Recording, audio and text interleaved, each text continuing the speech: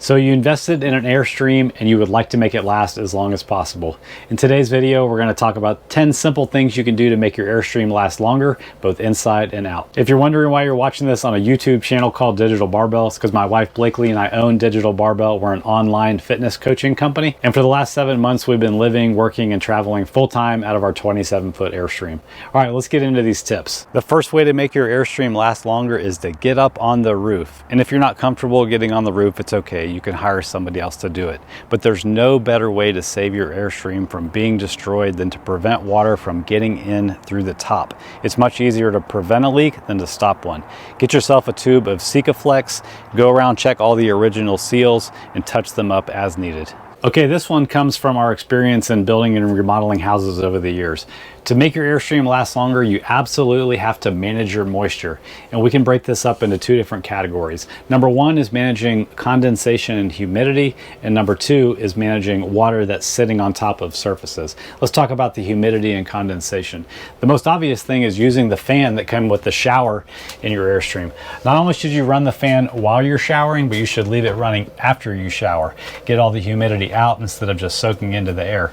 We take it a step further and we keep a small squeegee in our shower, wipe down all the walls after we shower, wipe down the inside of the glass, and sweep all that water towards the drain. You'd be shocked how much drier your Airstream feels inside when you get the water out quickly.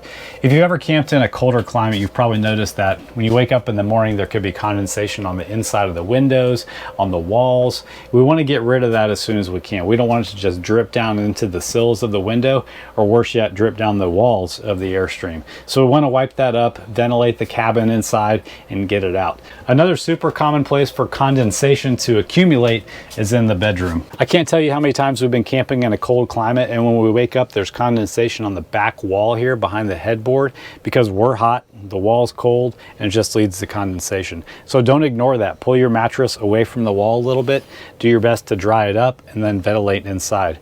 And then probably a really common one that people don't realize is that moisture can build up underneath your bed. Here in our 27-foot queen, there's a storage compartment underneath here, and then all this space under here gets much colder than inside. And when we're sleeping in the bed and we're hot, we've got all the covers on, that could potentially lead to condensation and maybe even mold on the wooden platform that's underneath the bed. That's why the products like the Froley system exist, to help you keep an air gap between those two things. So check yours every once in a while when you're camping in the cold. Make sure you're not getting any moisture buildup. Another place we pay really close attention to moisture is in both sink areas, especially here in the kitchen. What you don't want is for water to sit on your countertops. That could lead to staining as the water etches out the countertop. So one little thing I've done is put a little soap tray that's right underneath the faucet. That way whenever you go wash your hands and then you go to turn the water off, it catches all that extra water and you can just dump it out every now and then rather than letting it drip and drain down your countertops. The same thing is true here in the bathroom. This is the biggest culprit in the bathroom. We've already got a little bit of stainage here and a little bit of stainage on our faucets. So we've been paying extra attention to make sure that we wipe this up every time we use the sink, make sure water doesn't sit here, and actually make sure water doesn't sit here and stain the faucet any further. The last thing we did was we actually put caulking right here between the floor and the wall, because no matter how careful you are, even if you have a bath mat, some water gets out onto the floor when you shower. So we just make sure we wipe that away, and this caulking helps to make sure that the water doesn't seep down and get into the wall itself. All right, this next one is one that I'm pretty embarrassed to admit that I messed up for a long time.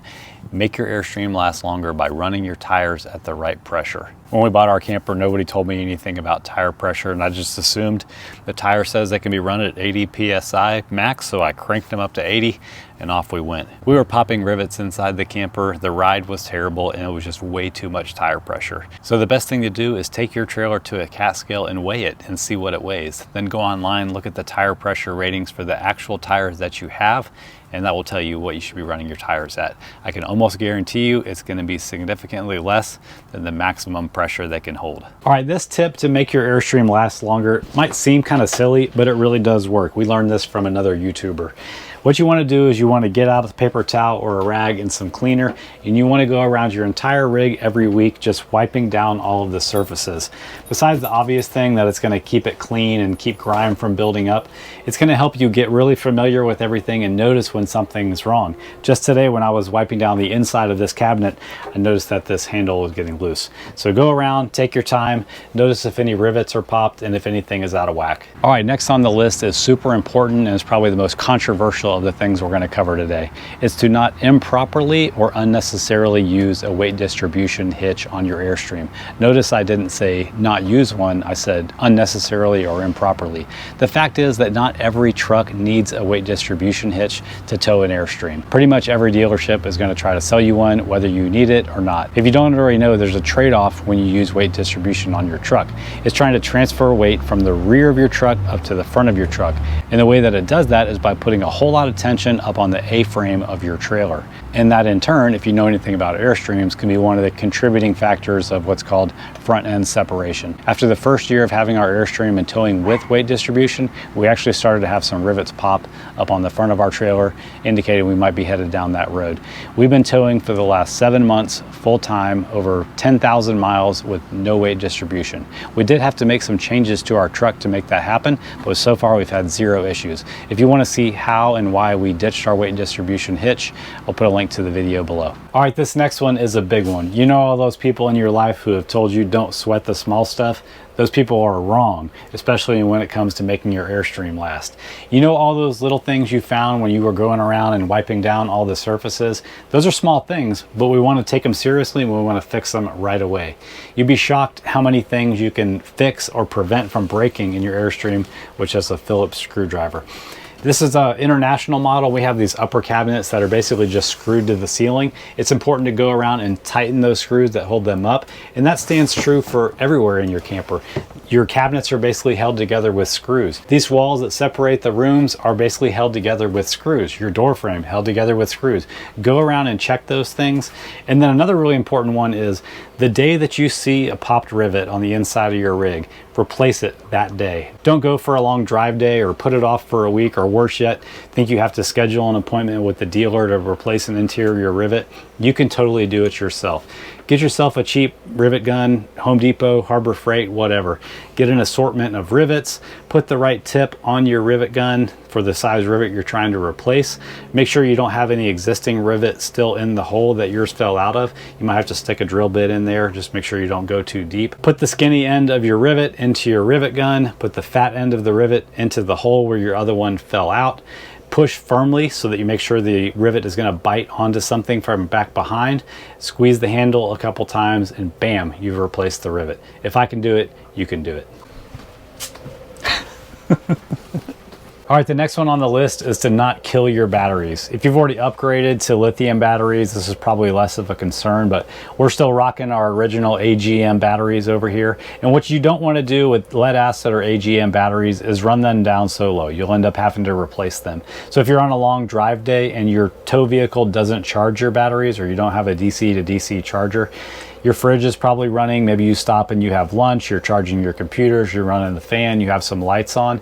There's a potential that on a long day, you might run your batteries down too low. The simple way that we prevent it is we periodically come in and we just hit the battery monitor on our sea level gauge here, and we make sure we're not dipping below 12 volts. We're plugged in right now, which is why we're at 13.4. So be careful as you're out there on those long drive days.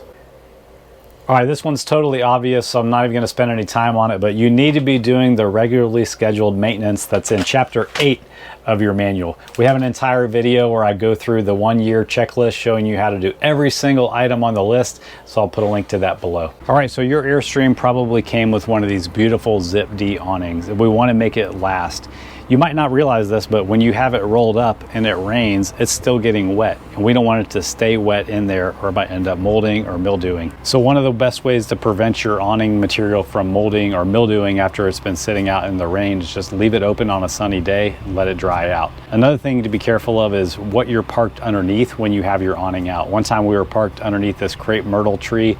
It dropped leaves all over it for a steady day, left a lot of stains, and man, that took forever to clean. Another way that using your awning awnings properly and often is to use your driver's side awning as often as you can when sun is beating down on that side. It'll keep your fridge from having to work so hard, which will make it last longer.